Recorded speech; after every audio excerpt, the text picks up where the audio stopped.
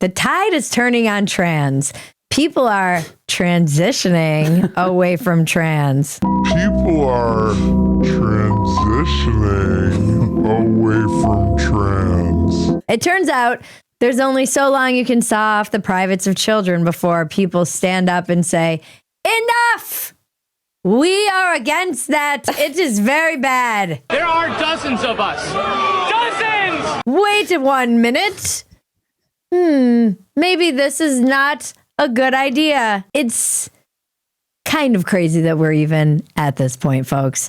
I know we've been saying since the election that things are changing on this topic, and I was going to do a whole optimistic entire episode on all the evidence that this is the case. And then because this show is called Dumpster Fire and it's cursed, as soon as I wrote it, I found myself watching the news reports that a gun person in a dress committed a horrific mass shooting in Canada because, God forbid, they misgender the shooter. Then again, it is Canada, and Canada is lost. If America is the middle-aged parent who's had enough with being force-fed the LGBTQIA plus agenda, Canada is the nose ring-wearing purple-haired barista named Thistlebear, whose pronouns are she, they. Hi, my name is Erin. I use she, her pronouns, and I am Man, who's going to serve my coffee? There's one thing that we've always said here at Dumpster Fire, the one truth you can always hold on to.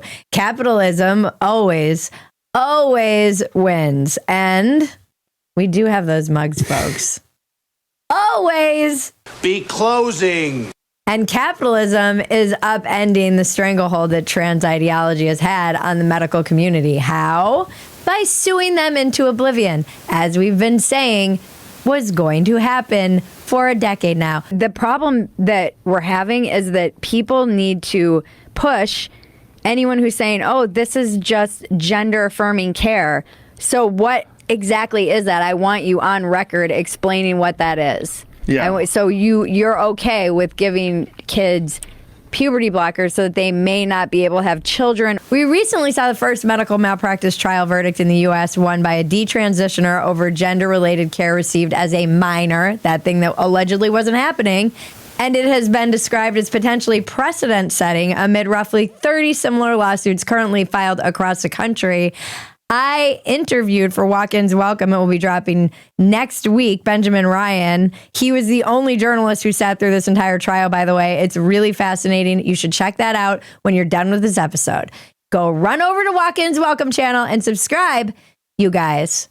Right on the heels of that, the American Medical Association very quickly aligned with the American Society of Plastic Surgeons in saying that the evidence for surgery on minors is insufficient and says that in the absence of clear evidence, the AMA agrees with the ASPS that surgical interventions in minors should be generally deferred to adulthood. Wow, fancy that. I was told such thoughts were bigotry just a few years ago. These are the moments where I really wonder what life would have been like if Kamala Harris had won. Let's just get through the next 64 days.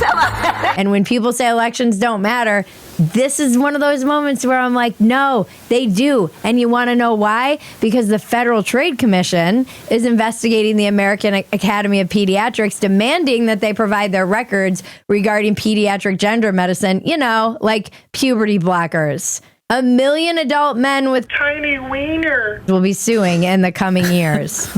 Mark my words. But that's not all of the promising headlines. Remember the Algerian Olympian gold medalist Emain Khalif? He finally admitted that he is a man. And after saying it out loud, that has to be the most ridiculous good news I've ever heard. The entire story is that a man who beat up women professionally is a man. That's the whole story. Hold up. Wait a minute. Something ain't right. And I guess we'll take the wins that we can get. And yet, this was another story the media gaslit us all about at the time. Gaslighting doesn't exist. You made it up because you're fucking crazy. We need a turfs were right jar. That's the jar that I need to come on. I'm gonna get one and put it on the set occasionally so I can just keep putting money in it because the turfs are always right. I'm Bridget Phetasy, and this is your Dumpster Fire. Welcome to Dumpster Fire, where we make burgers out of your sacred cows. We premiere new episodes every Tuesday and Thursday at 9 p.m. Eastern, 8 p.m. Central. Please join us in the chat. We are usually there. If you want to keep track of everything we do, the best way is to go to Phetasy.com to see all the content we're churning out. Jaron, my husband, and I have a podcast behind the paywall there, Factory Setting. It's a lot. Some might say too much. Too many notes, Your Majesty. Exactly. Very well put. Too many notes. And I don't care, because I'm crazy. There are just as many notes, Majesty, as are required. But before we get started, a quick word from our sponsor. For those of you who have decided to keep your penises, we have just the product for you. Fellas, you already know what time it is. It's time to level up. And BlueChew just dropped something crazy. I'm talking next level championship belt gold-plated energy. BlueChew Gold is the newest innovation from the #1 chewable ED brand. This ain't your grandpa's little blue pill. This is the 4-in-1 beast that's setting the gold standard for performance. We're talking 2 ingredients for blood flow to keep that rocket pumping mixed with apomorphine and oxytocin to turn up the arousal and connection in your brain and body. BlueChew Gold dissolves under your tongue and works in as little as 15 minutes. That means you can get it on quicker and stay in the game longer. Elevation without hesitation. This is peak passion and peak performance in a single tablet. Ladies, if you're listening, send your man the link and make him a trophy husband with BlueChew Gold. Make life easier by getting harder and discover your options at BlueChew.com. And we've got a special deal for our listeners. Get 10% off your first month of BlueChew Gold with code Bridget. That's promo code Bridget. Visit BlueChew.com for more details and important safety information. And we thank BlueChew for sponsoring the podcast. I do love them, and I love their ads. Link in the description below. That was the best transition to an ad I've ever heard. I don't generally like to talk about mass shootings because they're tragic and they're a nightmare that as a parent, I cannot even fucking imagine. Until you have a child, you do not understand. I generally don't even like to be politicizing these things because I think it's all I can think is about the families, the kids, and everybody who had to experience this.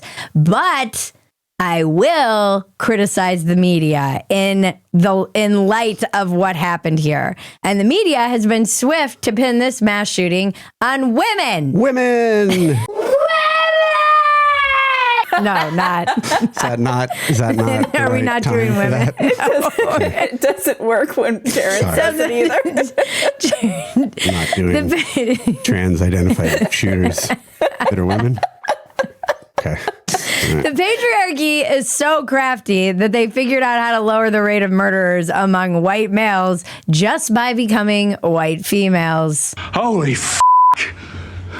That was diabolical. I've been talking about how crafty the patriarchy is for years. Attributing male crimes to females is a crime, and no one else would put up with this bullshit. It's journalistic malpractice, first of all. You shouldn't be able to do this. And keeping records of violence like this, which they do now, is insane in some places. And as someone pointed out, if you did this to any other population, there would be outrage. This would be like if Rachel Dolezal was caught stealing and they included her in black crime statistics. She's never going away. Never. And by the way, if you do that as a journalistic organization, identify a male who committed a crime as a female, I'm never going to believe anything you ever print again. Why would I? That's insane. And it's not just journalists and their organizations. It's the actual police in Canada. Was he known to police? Were there any red flags regarding his mental health? So a suspect is identified as an 18-year-old female by the name of Jessie. In case you missed what we just showed you, that is a police officer correcting a journalist for misgendering a mass murderer who is now dead. God damn it! You can't make this shit up! Some outlets have acknowledged that the shooter had mental health struggles, but you'd be wrong if you thought they were referring to being trans. What did you mean when you said mental health struggles? Oh, depression, anxiety, obviously psychopathy. Oh, okay. And what about the fact that he dressed up like a girl and said he was a woman? No, we're not talking about the normal things. We're talking about the mental health issues. I failed to see how her desire to remake her body look more like Japanese anime characters is a mental health issue. What if he rapes me? What if she rapes you? You turf whore. The mainstream media would look at this picture and say, no one could have seen this coming. They would genuinely believe that the gun ownership is the mental illness. Look at this picture. Boy.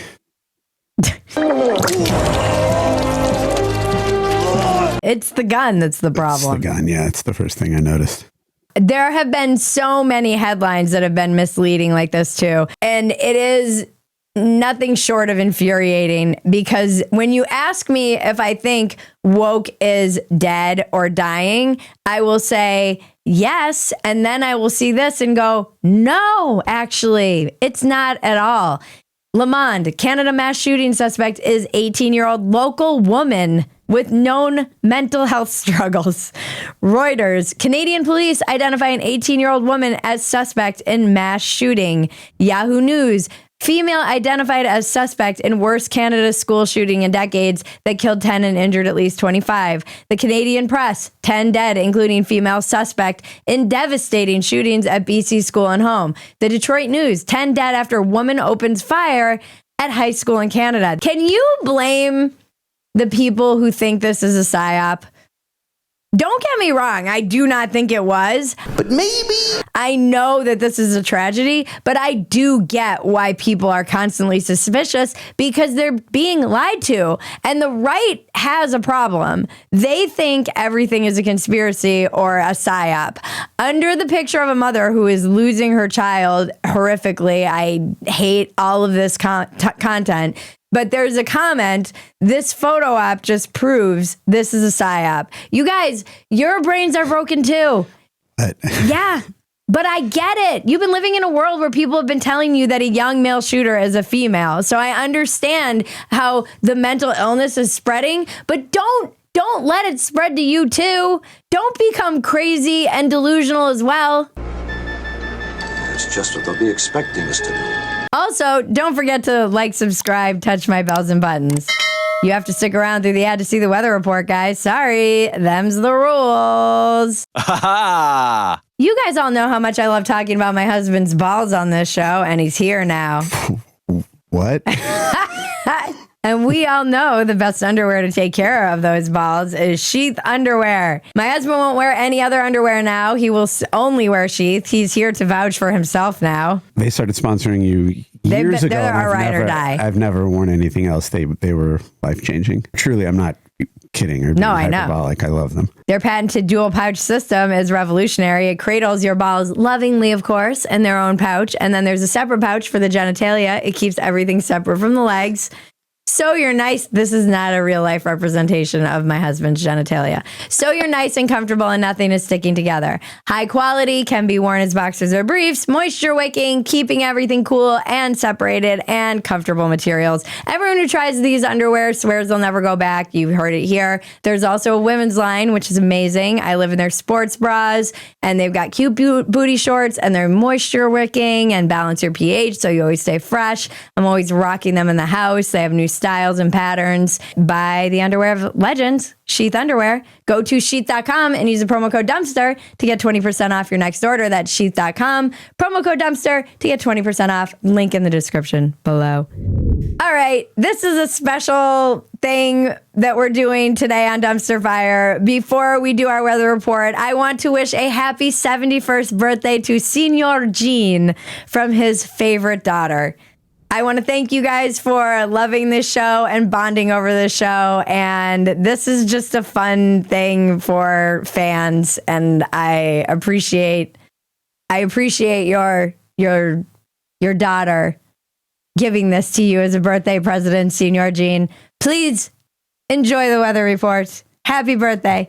Happy birthday to you. Happy birthday to you. Happy birthday, Senor Gene. Happy birthday to you. That was horribly off key, and I apologize. And many more. Okay. Now let's check the weather with a weather person in a dress. El jueves comenzamos con cielos despejados en la mayor parte del occidente, pero por la tarde se acercan nubes desde el Atlántico con probabilidades de lluvia fina y rachas suaves. Thank you, weather person. Okay, in the aftermath of any trans shooting, there are inevitably legions of people saying exactly what you would expect. We must think of the trans people. No, actually, no. I'm fucking tired of thinking of trans people. I'm going to be honest. I've spent more time than I ever wanted to in my entire life thinking about trans people and the status of their privates or whatever the stuff is that they're always constantly putting out there into the world and media and in our face. And do not gaslight me and tell me that that has not been happening, because I will come with receipts and that episode will be 2 hours long in reality. Please, no. Trans stuff, trans kids. Oh, the trans kids aren't a thing. It's not happening. They're not getting surgeries, but they are. It's exhausted the entire population. I can't even use the word transitioning without thinking of penises and mass murderers, which I realize is redundant. The activists and people who push back against the right wing and say that we're the right wing and the independents and the everyone other than the activists will make the argument that this is a population that is only a fraction of the population. Yeah, then why the do we have to think about this all the time? Honestly, if a transgender person murdered your whole family and you were being interviewed by the news, you'd have to be like, I feel so blessed. So much of how we ended up where we are today is not because Americans are racist bigots, and it's not because we're intolerant. It's because Americans are too nice, actually. And the people who really keep this country going, the builders, not the destroyers, the builders, they're often too busy building, fixing, iterating, and raising kids to wade into all of this culture war nonsense. And for a long time, I thought I could be like Jon Stewart and just throw spitballs from the back of the room, as he described his job was in 2008. The culture war was silly for silly people, and it was for people who were getting paid to do it, and it didn't really matter, and I was just an observer, and I could just laugh at all this silliness and be above it. And now it's taken everything over, all of our media, all of our everything, every sport, everything, and I hate it. And it's done a lot of harm to families and divided us all. And I don't even want to be a part of it. And I've just been trying to sit here, call it all the freaking crazy. And it's not easy to stay sane in all of this stew of insanity. But I do believe we did get here because busy normie Americans didn't set good boundaries. They were like those parents who were more worried about being cool than being good parents. So they just let America smoke weed and slide into degeneracy and become a nation of fat gambling addicts. I don't know. They didn't do their job in terms of actually saying, no, we are not going to participate in this delusion. And instead of being victims of this culture war, those of us who are like looking around going, enough, we have to be able to call this a male shooter. We have to be able to call reality out for what it is. Instead of being victims, we need to look at our part. This is a very AA thing, a very 12-step thing to look at our part in a situation where you might be feeling resentful. And our part is participating in the delusions of a lot of very lost individuals. I do feel bad for all of these lost kids with underdeveloped prefrontal cortexes and the emotional intelligence of toddlers.